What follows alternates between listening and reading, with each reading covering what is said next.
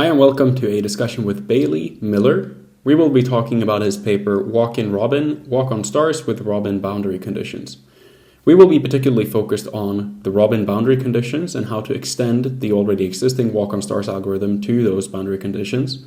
But a significant portion of the discussion will also be devoted to Walk on Spheres, which is another similar algorithm. So I hope you enjoy that. I think to introduce the paper, it would be good to just talk about boundary value problems in general and elliptic PDEs that I think are the main focus area of the paper that you provided. We have one very nice slide to, or very nice picture to kind of introduce this here that I'd let you reference if you want. So yeah, please introduce the topic from that perspective and then we can start taking it from there. Yeah, it sounds good. So I guess boundary value problems are kind of a very broad class of like partial differential equations. And really the key idea is that we have some solution, say like a temperature distribution or temperature profile that we're trying to find. And we need that temperature to basically satisfy physical constraints within a domain.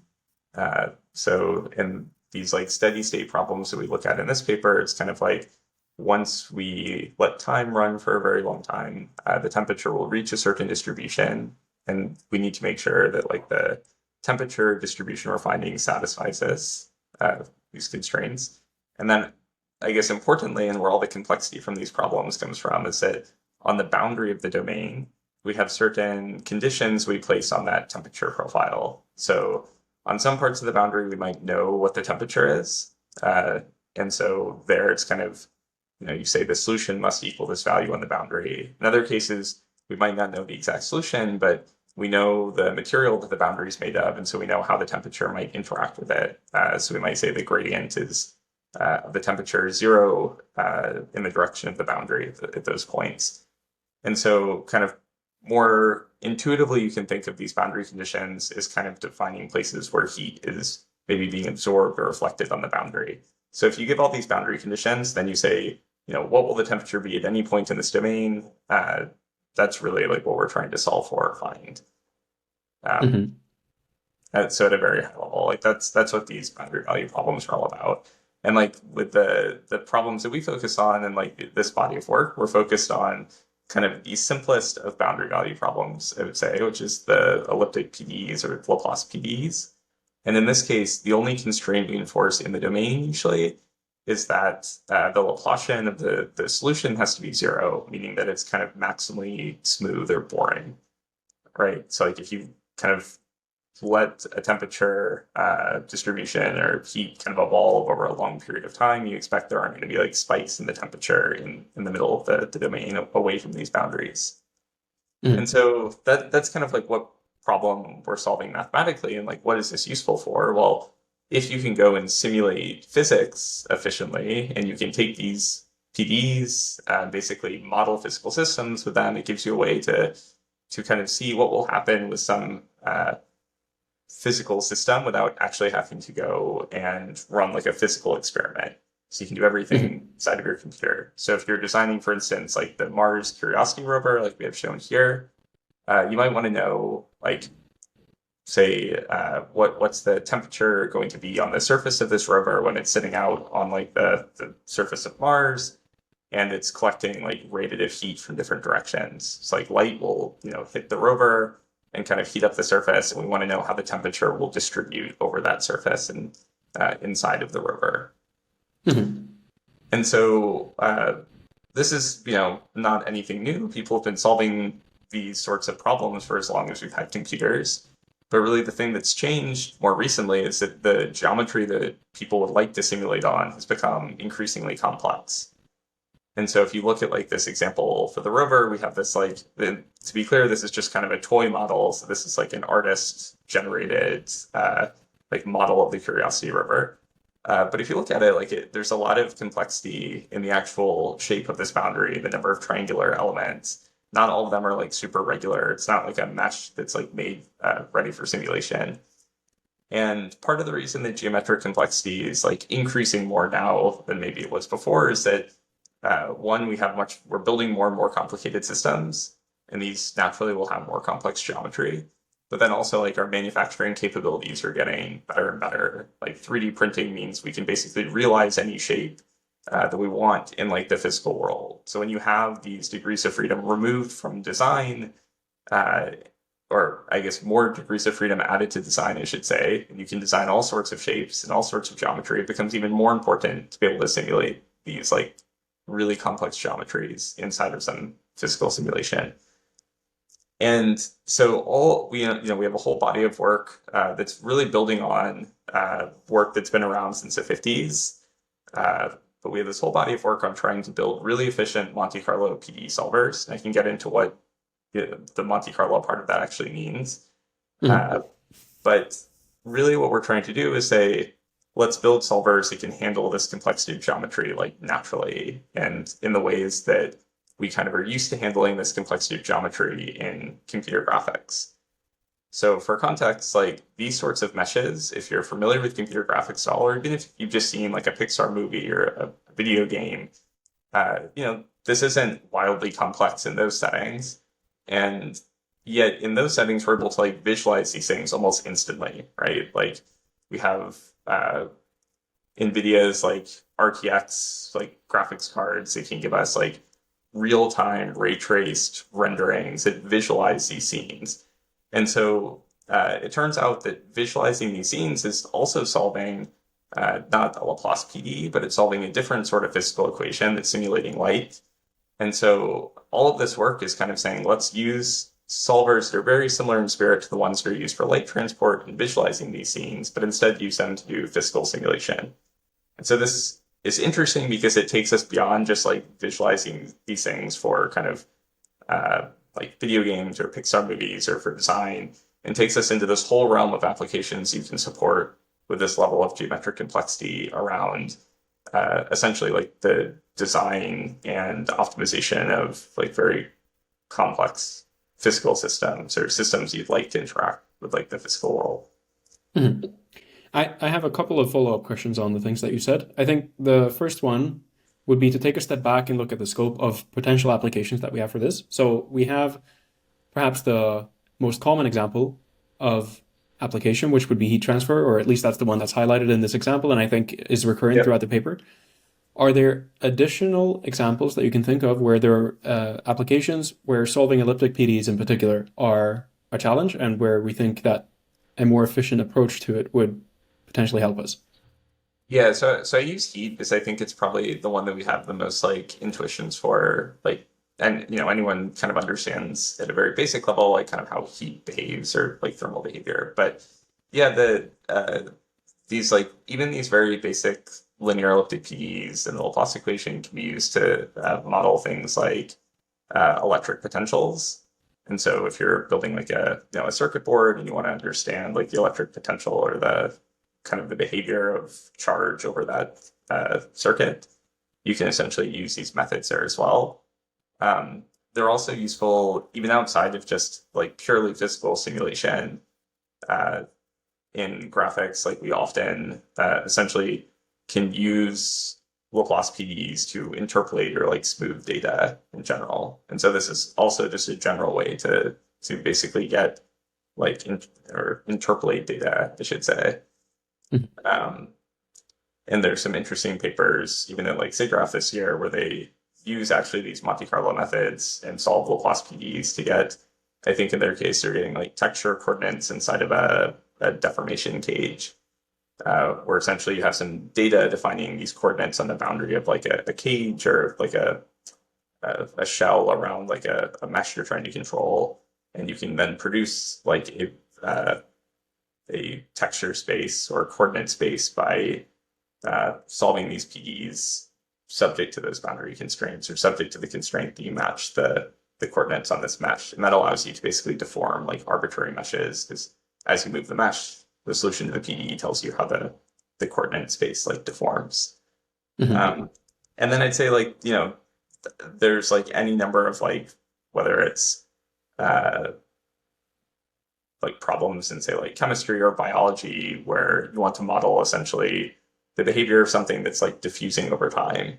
So you add some like chemical into a system and like over time that chemical like diffuse out. And so that's essentially modeled by like these diffusion equations as well, or variants of them. Okay. The next follow-up question I would have is with regard to the complexity increase in the systems or models that we're trying to assess. Yep. You said that we have an increase, particularly in geometric complexity. And my question would be if that's the only domain where we see a significant increase in complexity, and also the only domain where we see a significant need for improvement. So to frame that a bit more, what I would say is you could, for example, imagine a material that's very like highly varying in terms of its conductive coefficient or something like that, for example. It would be another form of complexity that you would need to take into account, but maybe that's not a problem at the moment. So could you elaborate on like where the bottlenecks are at the moment and what exactly you were trying to address with the paper in that space? Yeah, it's a great question. So the reason we focus on geometry, I think, is because trying to discretize. So if you want to solve these problems or do physical simulation in the finite element setting, you need to discretize space. And so discretizing space when you have this complicated boundary is extremely hard. So not only is it like increasing the complexity of the system that you have to solve, or like making it like a larger system as you're adding more and more like vertices or to your mesh, but you also actually have to figure out like the right boundary, or the right volumetric mesh that conforms to the boundary. And so that meshing phase is extremely hard, and that's part of the reason why we kind of focus on geometry. But to your point, like if you have really complex boundary coefficients, that's also a case where if you don't have a high enough resolution, kind of discretization of the boundary, you'll introduce artifacts into your kind of capturing of that complexity, or like high frequency details in those coefficients.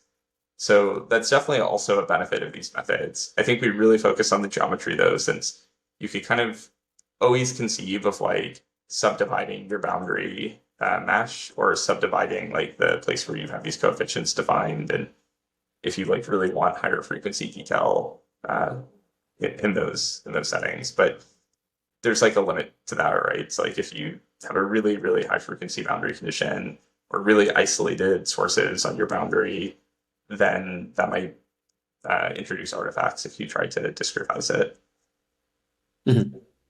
Okay. Could you please introduce the Monte Carlo methods for approaching these problems? And then we'll take it from there with your specific implementation. So I think if you scroll down just to like the place where you have maybe the boundary value problem defined initially. You mean this one? Yeah. Yep. It's right here. So, initially we talked about solving these boundary value problems, and this is what it looks like. The first line is like the constraint that the Laplacian of the solution takes on a particular value in the domain. Very common to set f equal to 0.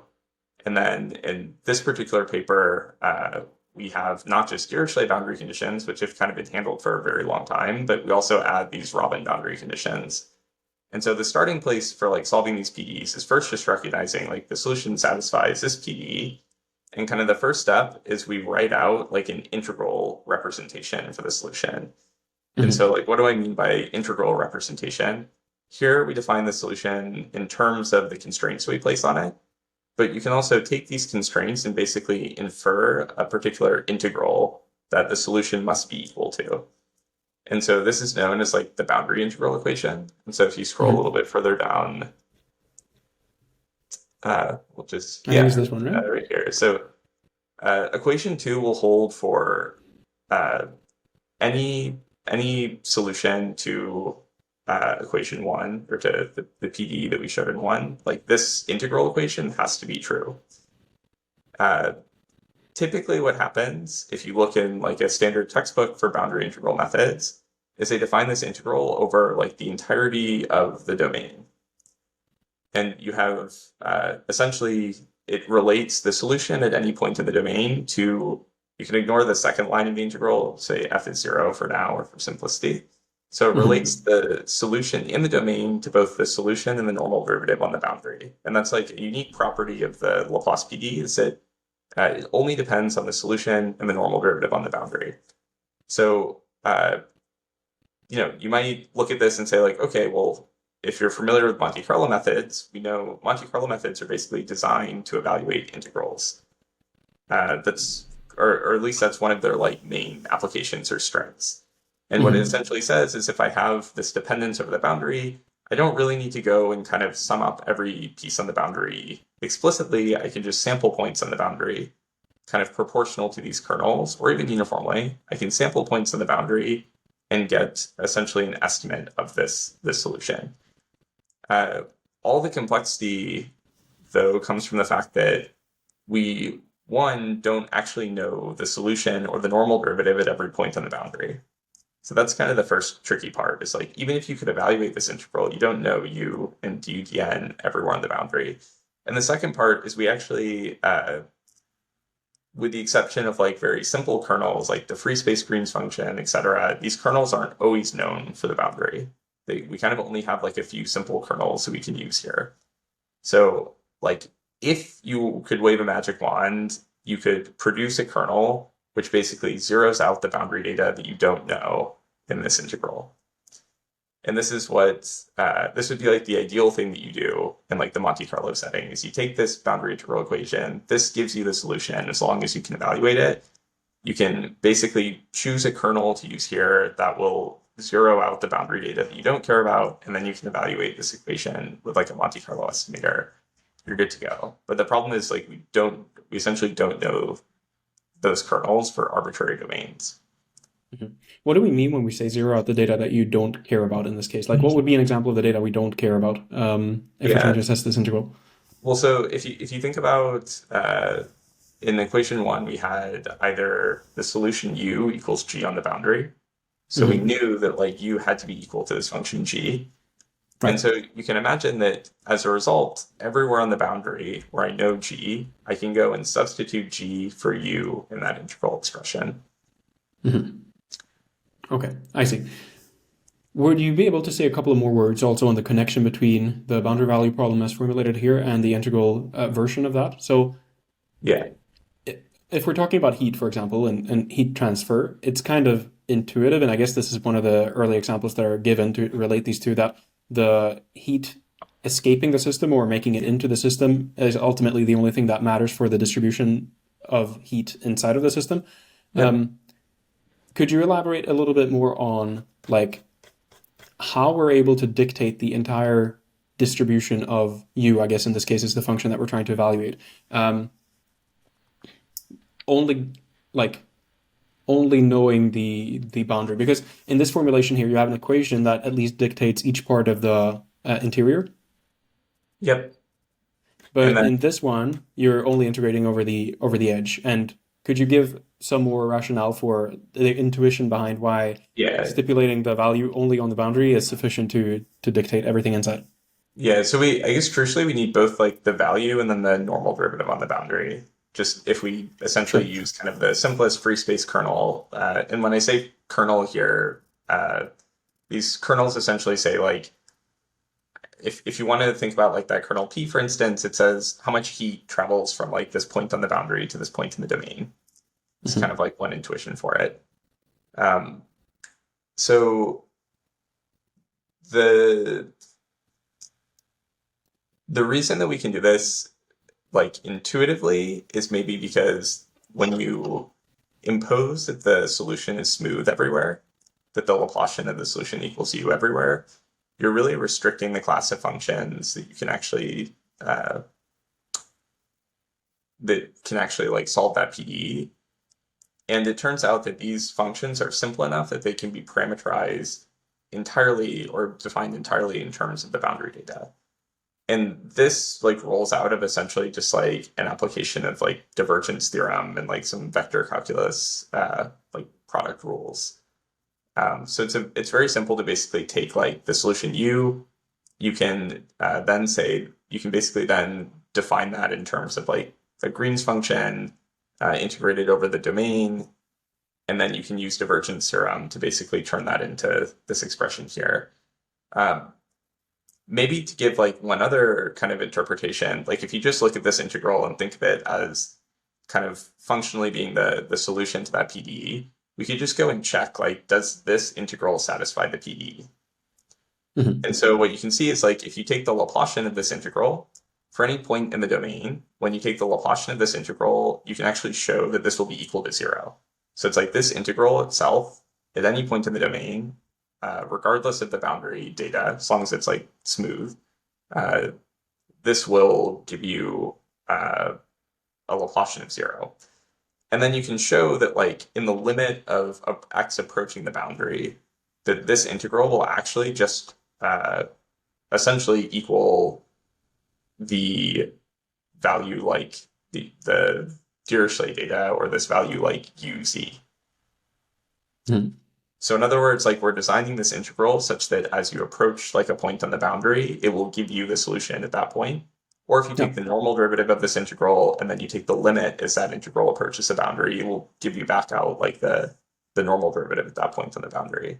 So it's kind of, you know, there are a lot of different ways you can argue or reason about like why these sorts of integral representations work. I think the simplest is just to kind of like you can convince yourself by stepping through like a few lines of math and like kind of see like, okay, like these things are connected and I understand it. And the other way that you can look at it is just functionally is like, if this is the solution, does it satisfy the PDE, which it will. Hmm.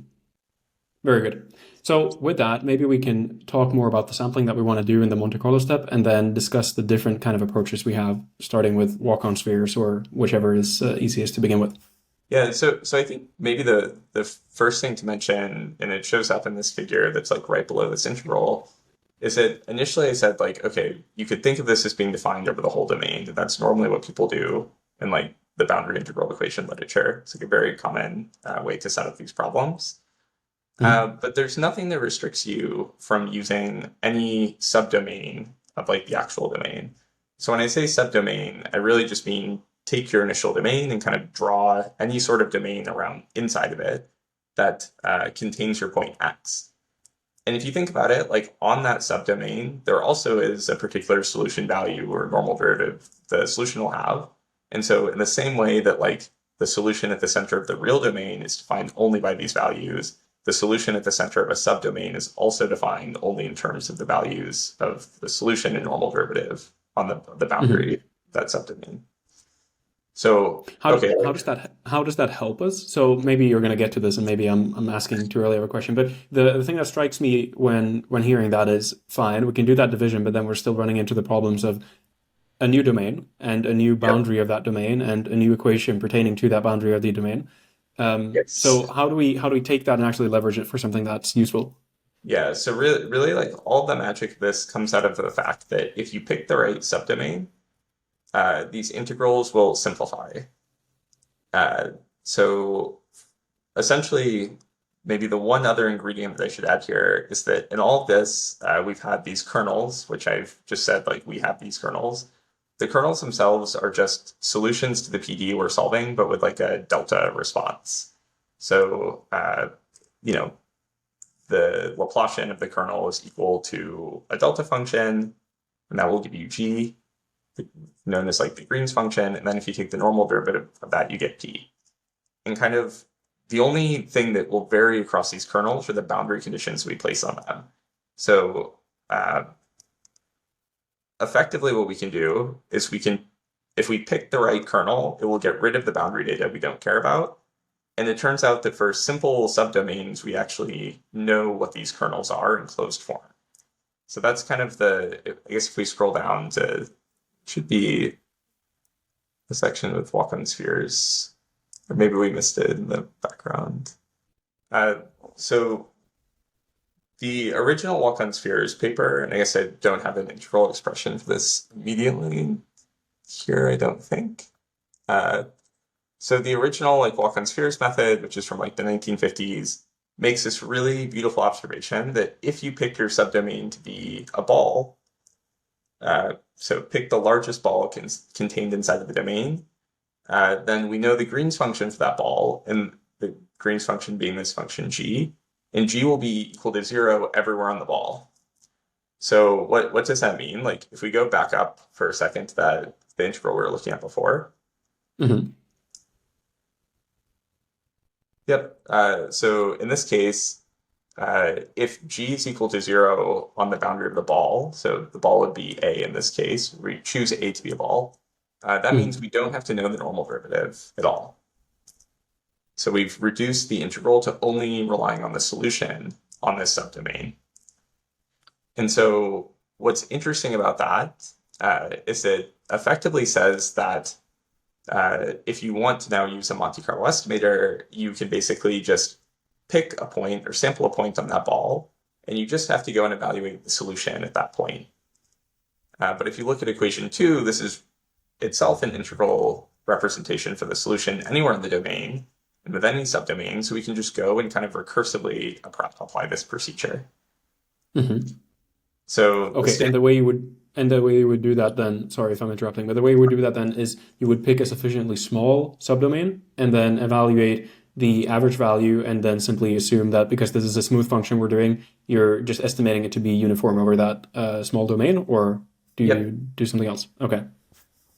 Well, actually, so I should say you pick the largest ball that can be contained inside the domain. Mm-hmm. And then you choose the Green's function for the ball in this expression. So partial A will be like the boundary of the ball or sphere. C will also be I guess it'll be the ball. So you have the Green's function for a ball, zeroes out dn, and then you recursively evaluate. And when you basically can do this until you get close enough to a part of the boundary where you know the solution. And then at that point, you essentially just project to the boundary and say, okay, well, the boundary value is known here, and I'm really close to that value. I can just use that as an estimate of the solution.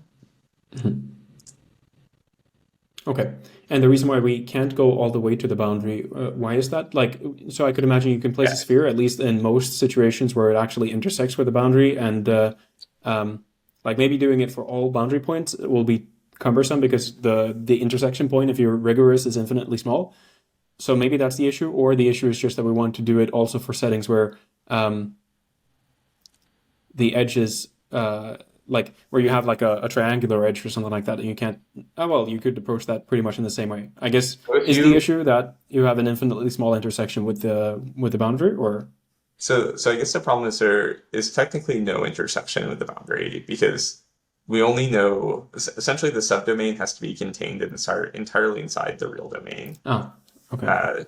If it's not, then effectively like the domain that contains your point is not a ball, but it's like a ball with like a little corner like notched out of it, or a little like region that contains the real boundary. And so if that's the case, then the Green's function won't be 0 on that part of the boundary, and we'll have to know what the normal derivative is there, which we don't on the Dirichlet boundary. So we effectively end up with like a Zeno's paradox where we can always form the largest ball around a point, and eventually you just get closer and closer to say like the Dirichlet boundary where the solution's known, but you'll never like actually reach it. So once you get close enough to it, you say like, we're dealing with smooth solutions, I'm within like epsilon of the boundary, just terminate and use this point on the boundary as like my current estimate.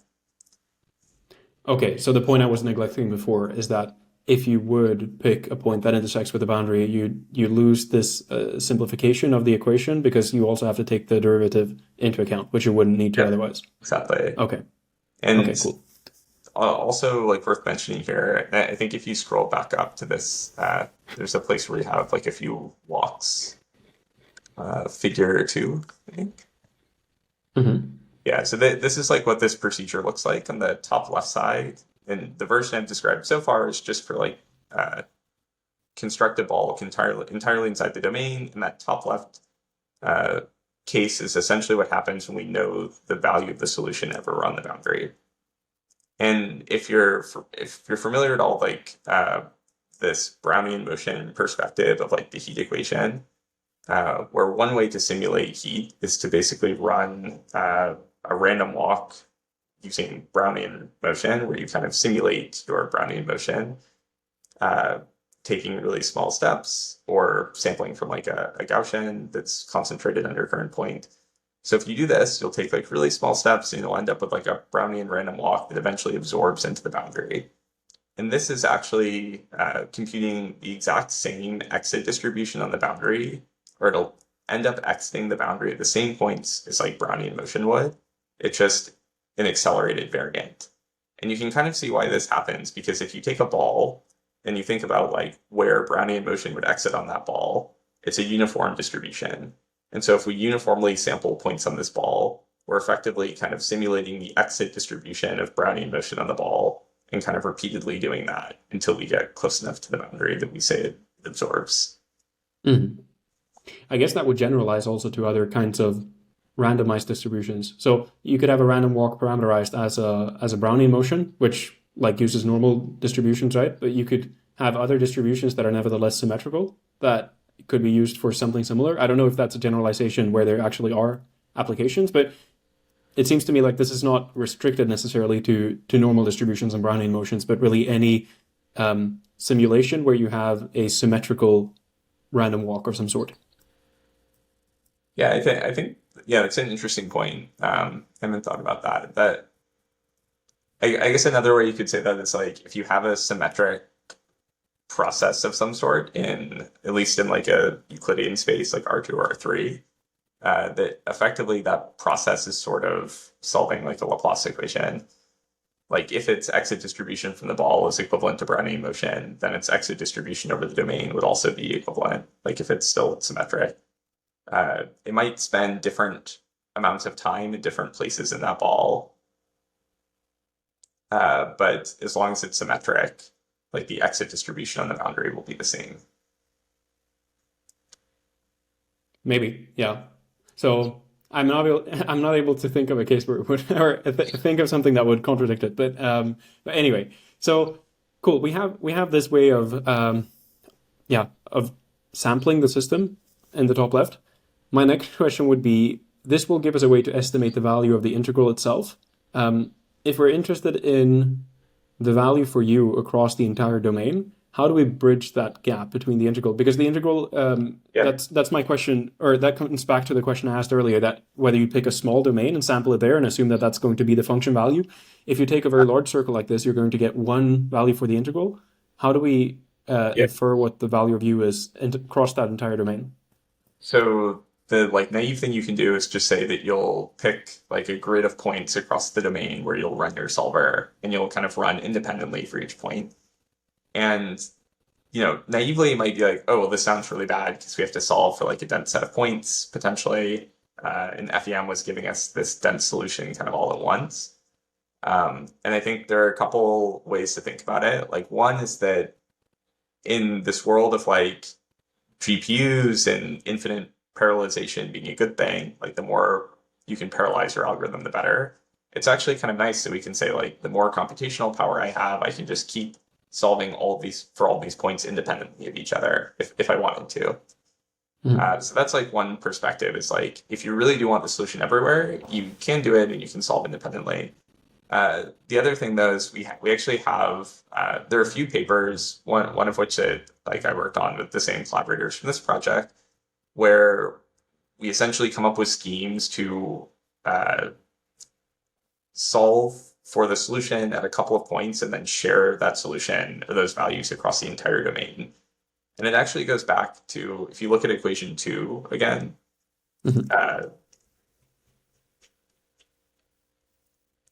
so yeah, we looked at this expression before, and I think I said like, okay, well, if we knew u and the normal derivative of u everywhere on the boundary, we could solve at any point in the domain. So one thing that you can do is once you have a pointwise solver, you can actually just go sample a set of points in the boundary, run your pointwise solver at those points to estimate the solution of the normal derivative.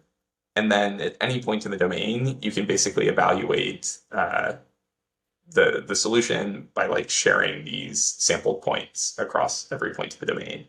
So for any point in the domain, you just evaluate like the points on the boundary that you've estimated weighted by like these kernels.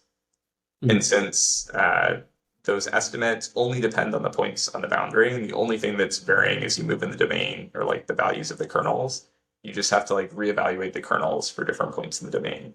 So this actually lets you like, if you want a dense solution everywhere, you can get that through this like, we call it like boundary value caching. You can get it through this boundary value caching procedure. Mhm. Okay, and that's an accelerated approach then. I think that that's a much faster one than the naive way that we discussed before of putting a Yep. grid essentially in place. But it's interesting. Like it's actually I'd say like a strength of the method, or maybe yeah, it's a strength and like a unique capability from traditional solvers is that you can solve at a single point. And so it's maybe also worth saying that like a lot of these solvers you could view as well, like competitors to FEM or something, but they're really not. They're just kind of like a separate toolkit that you use when FEM like normally would run into problems. And in fact, like the only reason that these methods can be competitive with FEM, which is like been around for decades and has been heavily researched and optimized, is because there are like a few subtle kind of weaknesses of FEM or like points where FEM will really struggle that this method like can handle very well. And so this method, like even though it's maybe only now being kind of like productionized and tried to like only recently we've been really trying to accelerate it on complex geometry and domains. Um, it's because of the fact that Monte Carlo methods have this like great strength of being able to solve locally at a single point, or not having to mesh the domain, that gives it like kind of some hope of having unique benefits over finite element methods in some cases. So Mhm. just being able to evaluate at a point can be useful. Like you may only care about the solution in a small region of the domain where you have some, maybe for the curiosity rover, you're like, I have a sensitive piece of machinery that will like fail if it reaches a certain temperature. So I only want to solve or simulate the temperature in that region. Or you're simulating heat in like a building and you really only care about the temperature, maybe near like the thermostat where your like control system is deciding to increase or decrease the temperature, because that's the only place where the temperature will like the measurement of the temperature will matter potentially. Uh, Mhm. and then even I'd say like the last thing is like we've have some separate works and lots of other groups have looked at this as well on like building differentiable versions of these methods, which is like a whole nother like set of problems where you're trying to optimize with respect to physical constraints or to with respect to physical systems. And in those cases, being able to solve locally at like a few set of points is really powerful because just like in any sort of stochastic optimization, you kind of don't need the solution everywhere. You can just take noisy estimates of the solution in like isolated regions. And in expectation, like your gradients are going to be correct. And that's all that you need for like stochastic gradient descent. Uh, so you can get dense solves, but yeah, maybe worth just emphasizing like a really powerful part of this method is that you can solve at like a single point without any other dependence of like the solution in the domain, or without having Mhm. to know the solution anywhere else. Mhm. Very good. Would you mind comparing then the different methods that we have for treating this problem? So we were discussing the spheres now, and walking on spheres, I guess, is the oldest of these algorithms, and then walking on stars is kind of the yeah, updated version of that.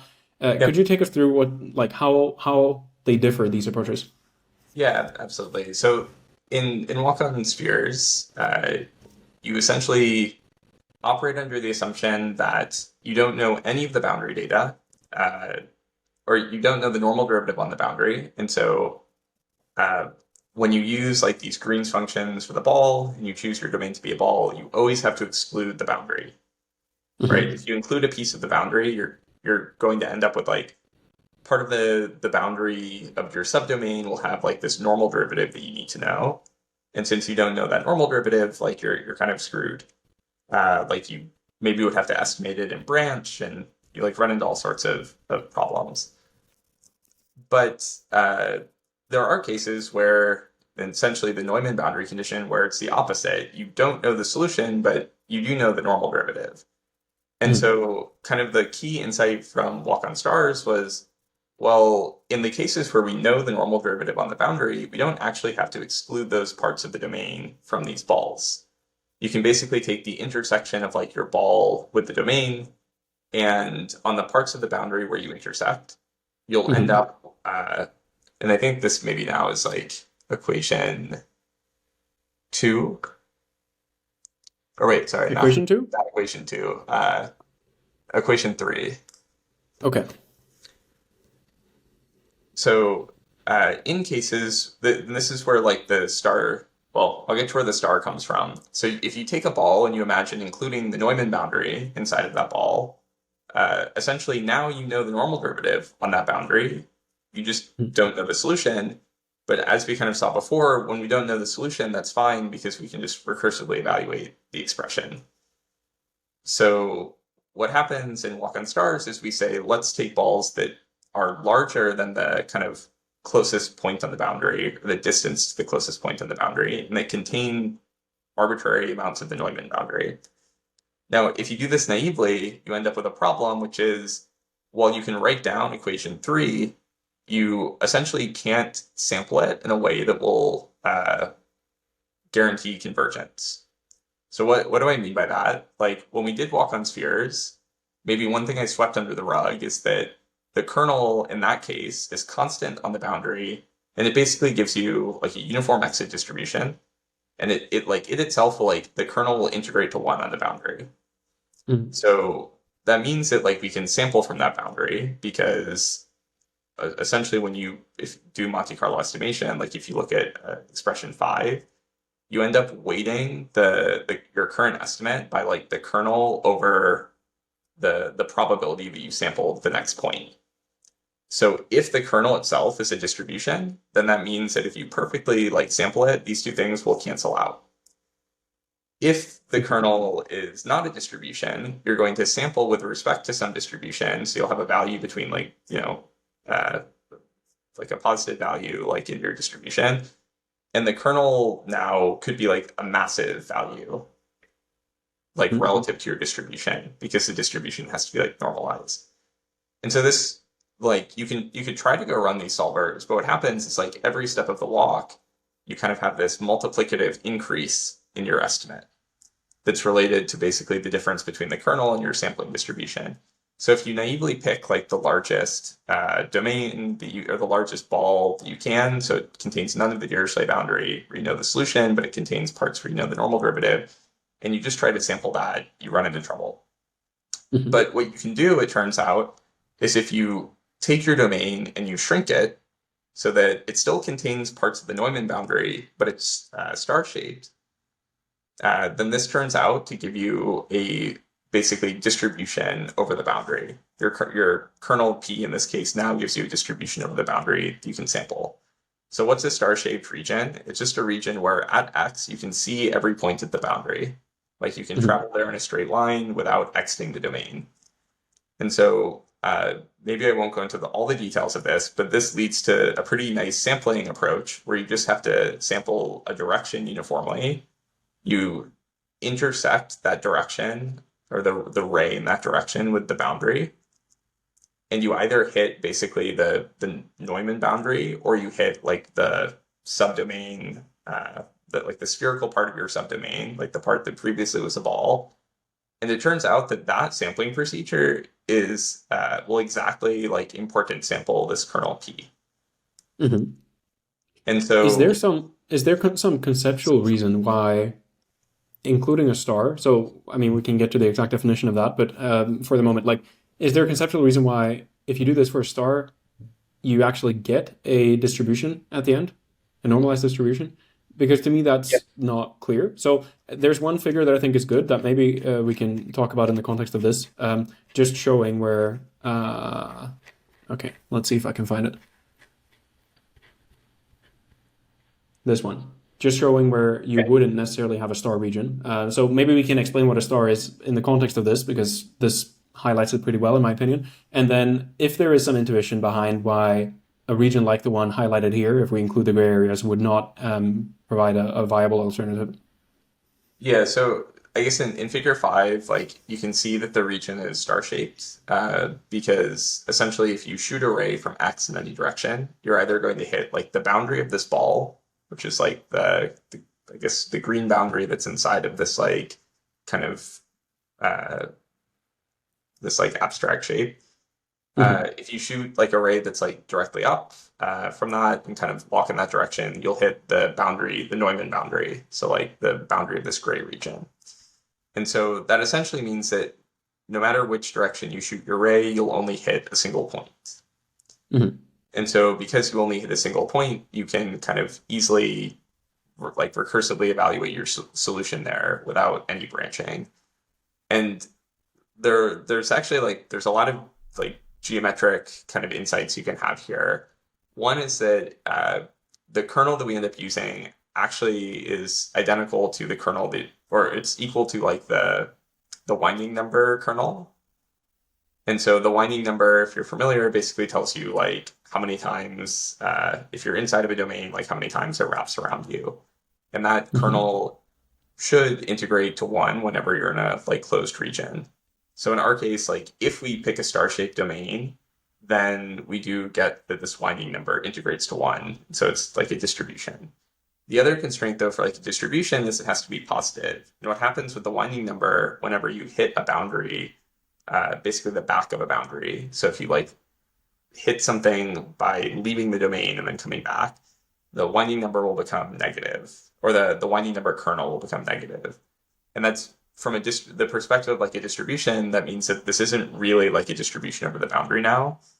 And in fact, like if you try to just compute what the absolute value of the kernel is integrated over the boundary, you'll get something that's greater than 1. So all this is just to say, like, the star-shaped domain gives you one intersection in any direction, and it turns out that shooting array and taking the first intersection, like, exactly like samples that kernel, meaning the distribution that you get, the probability of your sample point is equal to the kernel at that position. And this is good because, like, as you take a lot of steps in your walk, it means that your estimate is still only going to be equal to the place where you eventually reach a known value on the Dirichlet boundary. If you allow the kernel to kind of take arbitrary values, it could potentially like grow extremely positive or extremely negative as you take your walk. And this basically leads to like infinite variance in your estimates. So by picking the star-shaped domain, we're forcing that the value of our estimate will essentially have bounded variance. And the variance will only kind of come from where we exit the boundary in like the solution at that point. Okay. And comparing then the approach of using star-shaped regions to spherical ones, what is the benefit that we're getting from this? So, I mean, the main point that I see is we're able to make the regions larger than we were before by making them star-shaped because we allow them to potentially overlap with, like, in a better way. How does that help us from the perspective of the estimates? Does it improve efficiency? Is that the main idea, or...? So maybe, this is one thing I maybe forgot to emphasize, was that when we know the value of the solution on the boundary, we always want to use like the Walkin spheres approach, or the balls in the domain, because essentially it'll take us to the boundary really quickly. Like this process has like a characteristic that it'll get attracted to the boundary. This essentially, whenever you step close to a boundary, like your probability of escaping it is like very small, right? Like it's much harder to leave a boundary than to like approach one with these spherical walks, and so you'll get sucked into a boundary. And that's great if you know the value of the solution at that point in the boundary, because then you get really close to the boundary, use this epsilon shell approximation, and you can terminate. In the star-shaped setting, when we're using the star-shaped walks, it's specifically because we know the normal derivative, but not the solution on those parts of the boundary. So if we use the spheres, like Walkin spheres, we'll potentially get sucked into the boundary where we don't know the solution and have like no way of escaping it. And so the algorithm, like, basically what people have like previously done, like before this paper, when they've wanted to simulate these conditions, is they get close to the boundary and they kind of just nudge the walk like back into the domain. And you can reason about actually like this being a fine like approximation of Neumann boundary conditions, but it's just really inefficient. So this basically allowing us to use star-shaped domains, or using star-shaped domains, allows us to like escape these reflective boundaries or these Neumann boundary conditions. Okay, very good. I see that we're starting to get short on time. There's one additional point that I would like to cover that's kind of theory related, and we're going to have to stick to a very short answer for that, I think. But I would like to just understand a little bit, like, regarding the section on applying this to triangle meshes. What is the intuition, or what is the reason why we want to apply this enhanced method that we now have to triangle meshes? Is it some kind of additional acceleration method that we're using to improve estimates with the solution, or is it more like improving the kind of geometries where we can apply this? So I would say, I guess, two things. The first is maybe like, so far we basically have covered like walk-on spheres and walk-on stars, like these two ends of the spectrum in cases where we Hmm. know the solution, we know the normal derivative. I think the first Hmm. thing to say is like this whole paper is really covering like the middle case, where it's like, Right. just a linear combination of the solution and the normal derivative, and the very, very like abbreviated version of this, which is actually, I think, a nice result. If you know these first two cases, you know enough to kind of understand the rest of this paper. But Hmm. the abbreviated version of this is like, in the middle case, you just have to pick something that's essentially between the sphere and the star. It's like a smaller star-shaped domain. You kind of shrink it a little bit. And when you do that, if you pick the right size of that domain, then you end up essentially not always reflecting off of the boundary. Sometimes you'll absorb at that boundary, or sometimes you'll terminate on it. Uh, so that's like, I mean, the first thing to mention. And across all of these different methods, the key insight is that like you only ever have to interact with the geometry through the subdomain that you pick. Hmm. And the way that you interact with it is through specifically like two types of geometric queries for walk-on spheres and walk-on stars, and then there's a third for this paper that maybe we don't need to like dive into the details of. For walk-on spheres, you just need to know the closest point on the boundary because that'll tell you the largest sphere that you can pick. And Hmm. so, you know, whatever geometric representation you use, as long as you can compute the closest point in the boundary efficiently, then you can run walk-on spheres. So, in the case of a triangle mesh, there are really nice like hierarchical methods to like, traverse through a tree that contains all of your geometry in different like groups, and to basically quickly get to the triangle that's closest to you. Um, Hmm. in Walk on Stars, we needed some way to basically find the largest star-shaped domain around a point. And like one of the insights of our paper was that you can do this by finding the closest visibility silhouette. So effectively, a visibility silhouette is like a part of the boundary where the normals are changing so that they go from being kind of like aligned with you to pointing the opposite direction. So they go from pointing Hmm. towards you to pointing the other direction. And as soon as you find a visibility silhouette, you know that if your domain is even just slightly larger than that, there's a potential for like multiple intersections because you're going to be containing part of the geometry that's like back facing to you. So you could intersect the geometry twice, and this is bad from the like convergence perspective. So uh, if you look at the Walk on Stars paper, we basically discuss how do you efficiently find the closest visibility silhouette. And we again use this like hierarchical method over triangle meshes, where we essentially, for a particular group of geometry, instead of like scanning over all the possible uh, visibility silhouettes, which would be like edges where you have triangle or normals pointed in opposite directions, instead of like scanning over all these edges, we throw them in like a hierarchical structure where for a particular group of geometry, you can kind of look at like the cone of normals associated with it, like all the possible normals inside of that group of geometry. And then you Hmm. can ask like, well, given that set of normals and given my location relative to this bounding region, is it possible that there's a visibility silhouette? If there is, then you kind of have to like go traverse that tree and see if you can find the visibility silhouette. If it's not, like if all the normals are facing you or they're all facing away, you can skip it. So ideally though, like you can extend these queries for like the closest visibility silhouette past just triangle meshes. And I think this is still kind of like an open problem that we're like actively exploring. So if you have some other type of geometry, say like a neural implicit, or even just like an implicit representation, where your geometry is not defined by like explicit triangles or mesh elements, but it's just some function maybe stored on a grid or in a neural net that you can query at any point, and it's like Hmm. the surface is defined as a place where the function takes like a particular value, like a level set of it. It's slightly harder to think about like the closest point in that setting or visibility silhouettes. so there are closest point methods in like the implicit surface case that you can like derive, but we're still working on like how to actually set up closest visibility, or sorry, yeah, closest like visibility silhouette queries. Mm-hmm. So yeah, I hope that answers your question. I think the initial question was like, why are we just doing this over triangle meshes, or why do you have this section here? Yes. Yes. And it's really like, Yeah. yeah, you can express the subdomains, you can boil things down to a query, but then you actually need to go implement that query.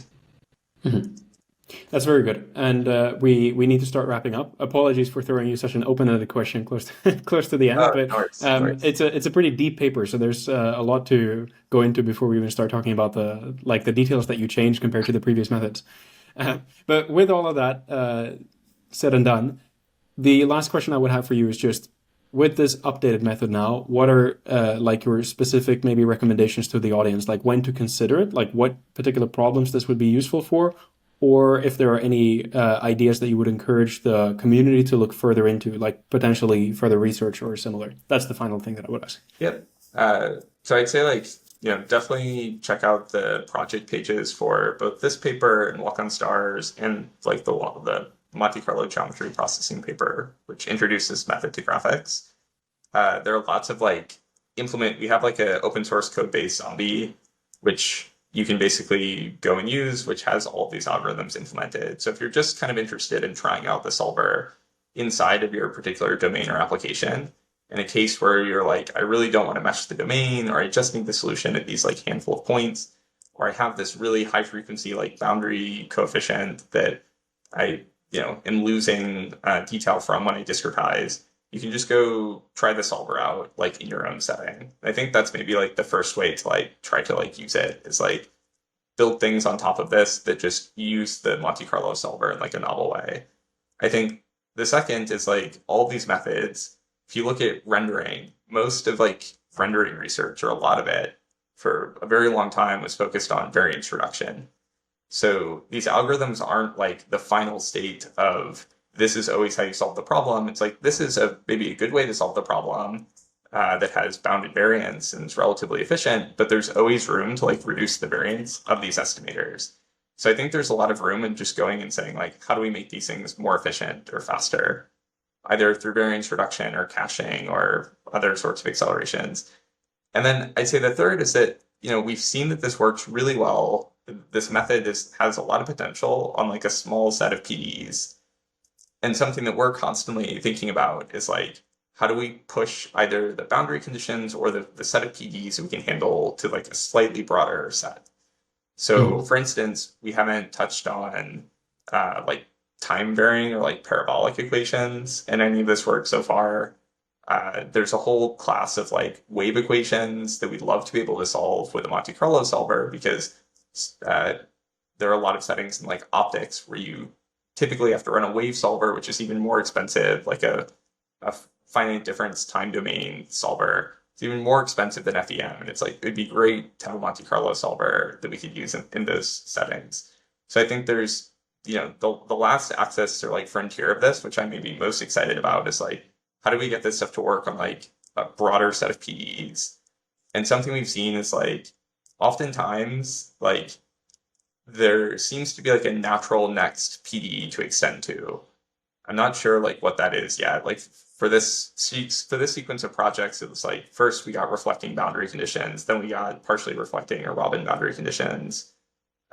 So it's kind of like, it's an art to figure out what can you actually solve next that doesn't require like a crazy leap from the current like theory or algorithms, but that will like really expand like the applications you can use these solvers on, because there's like an endless set of PDEs, right? Like you'll never run out of PDEs you can actually go and solve. And so you have to be careful about like, what are you going to sink your time into trying to develop so that this thing actually, like, I don't know, you maximize like the usefulness of the solver,